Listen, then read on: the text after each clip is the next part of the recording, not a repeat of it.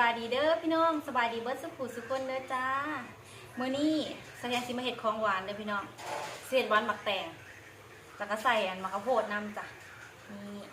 เดี๋ยวสิมาหั่นหมักแตงเลย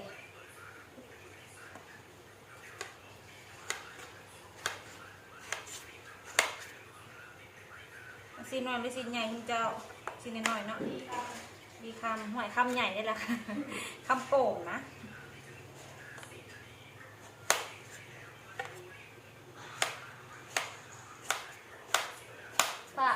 ใส่ให้บาทหนึ่งเอาถุงหาถุงพลาสติกมาให้แน่เอามาสวมมือให้แน่เป็นไงเลยเอามาให้แน่เอาถุงมาให้นะสาวเนี่ยถุงพลาสติกนะถุงอันน้อยนะถุงห่อของกินนะนี่พี่น้องประมาณนี้เลยหมักแตงไทยเด้อพี่น้องเด้อนี่เอามาจากบ้านพลทันจ้ะปู่เอามาให้เมื่อนั้นแหละเขาแทนสิมาเห็ดหวานเห็ดน้ำหวานหมักแตงหวานกะทิอร่อยเขาก็ซิมาหั่นกระสีนิดหน่อยพอดีคำโอ้ยเอาดีๆเนี่ยลูกเอาแบบงามๆนี้ตัวพวกท่านในไส้นะไม่ได้ล้างตู้บอกว่าเอาให้แน่ล้างตู้ที่บอกมาสวมมือให้แน่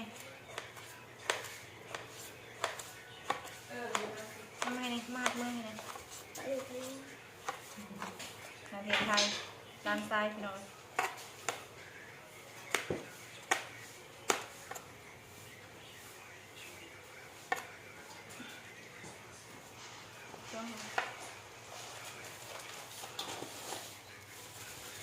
มันมีถุงมือ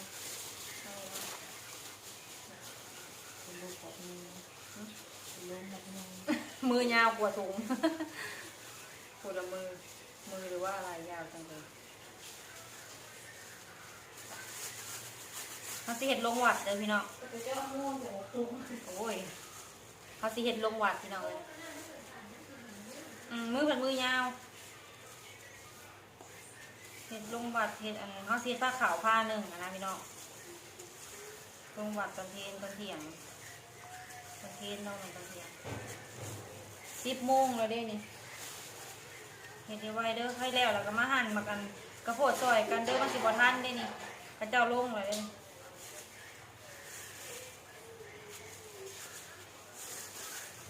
ไปแล้วเราก็ล้างมือหั่นกระโพดเด้อ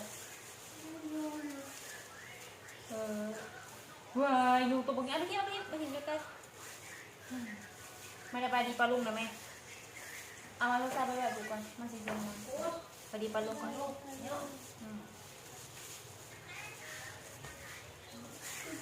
เห็นตะขาแบบไปนะ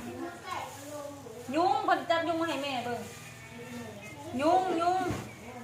มันล่มมันอันแบบว่ามันถือพัดลมค่ะดิ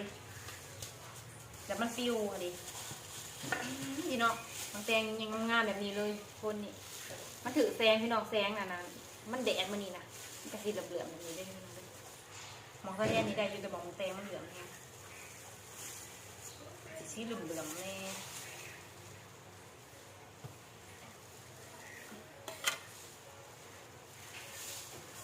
หั่นพอดีคำเลยจ้า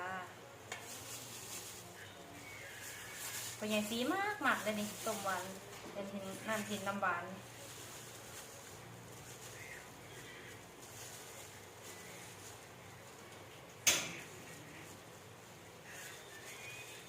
สิปาดมือจะคล้องน้องบุปผาสมัครแตงบุหันสมัครแตงสิหันมือตัวเอง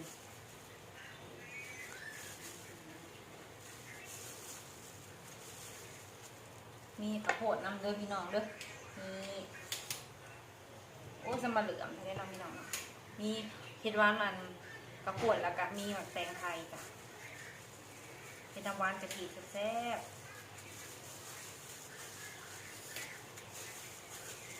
ไปได้ใส่อันขอสังคูน้ำพี่น้องใส่ไป2 อย่าง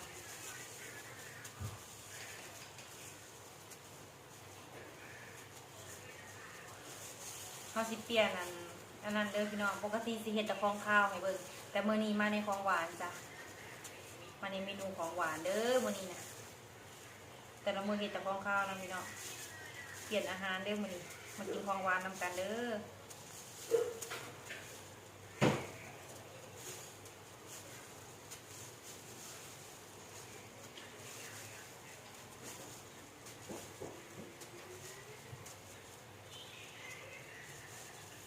าหมากหนึ่งเนี่ยตั้งในลายอะไรเด้อ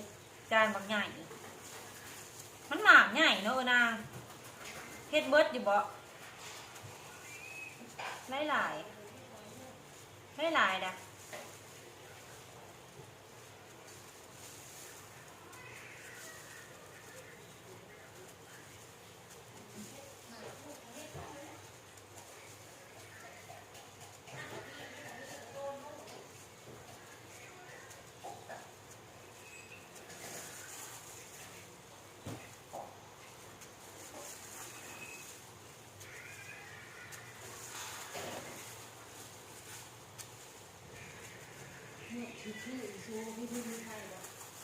บ่เอาไฟไปใส่เงิน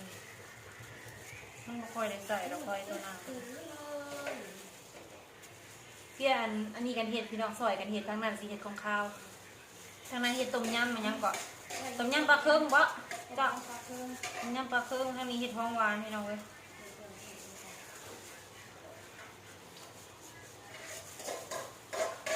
เป็นชิ้นน้อย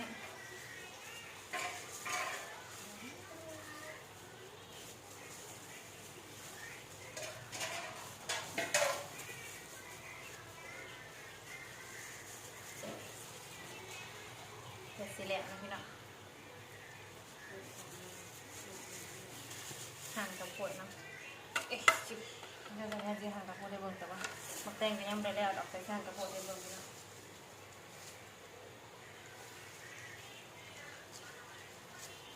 โอ้ยมาขอสินดาขาดยิบมาขอสินกับป้านี่เอาสินมาพิษ เดี๋ยวจะกระนุ่งสินต่อถือมาเด้สิยากพี่ช้างสินตัวนี้แหละสะบัดใหญ่แค่แอลบักใหญ่เขาลงเสานี่นะสะบัดใหญ่เรื่องเลยแท้ หัดได้หาเรื่องอะไร หึ หัดได้หา จะอ้วนกว่าเฮาสิบ่ เออ เอาเฮาลงนั้นเลยรวมเดือนรวดก็ว่าเฮาอ้วนกว่าเจ้าตัวใหญ่กว่า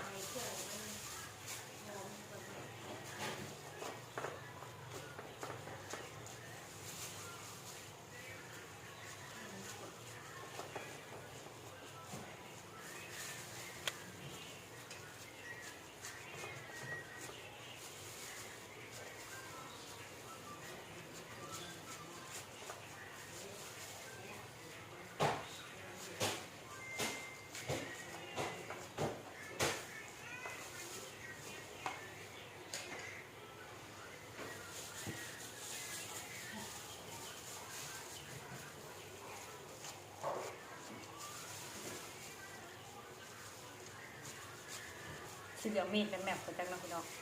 พี่น้องเหลือมตาบ่จะได้สีเหลือมตาเห็นน้ำผู้เบิ่งนี่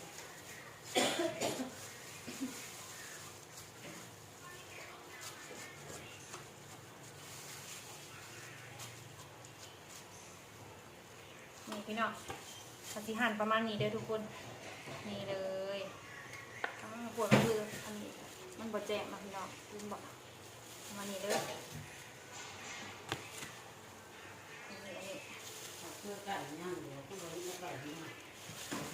นี่เดี๋ยวพี่น้องเดี๋ยวไปถาเบิ่งตอนอันซาแทนนั่นผสมใส่กันกับอันกะทิแบบเฮ็ดออกมาแล้วกันถาเบิ่งเด้อพี่น้องพี่น้องนอกจากสิมีเมนูของหวานแล้วก็สิมีเมนูของคาวเด้ออันนี้สิเป็นเมนูกับเมนูเห็ดเมนูเห็ดเมนูปลาเด้อพี่น้องปลาเครื่องกับพี่น้องเมนี่เฮ็ดนี่เราก็จะจังว่าเขาเป็นลูกนะเมนี่หมอเอื้อยก็น้องก็มีแต่ลูกเมนี่เฮ็ดอันพี่น้องคนก็เลยว่าลูกสาวเจ้าบ่เด้เอ้ยโกกเฮาก็แม่คงเฮาเห็นหดมือออกคือเนาะสิว่านั้นได้แล้วต้มยำปลากดค้างเด้อพี่น้องเด้อมันหนังใหญ่ทันบ้านเฮาปลาเครื่องพี่น้องใส่เฮ็ดจ้ามาเด้อแต่ว่าบ่ได้กินไปหาคอบักพริกแดงมาใส่เนาะมันงามเนาะอยู่กันเฮ็ดลงวัดเด้อพี่น้องอันนี้นะใส่ผ้าขาวโอ้พี่น้องกระเด็นแห้งเลยมันคือสูงมันจะเผาข้าวโพดสาลีเฮ็ดหวานมะกระโพดเด้อพี่น้องเอ้ยพ มันเป็นวานซาคูเด้อ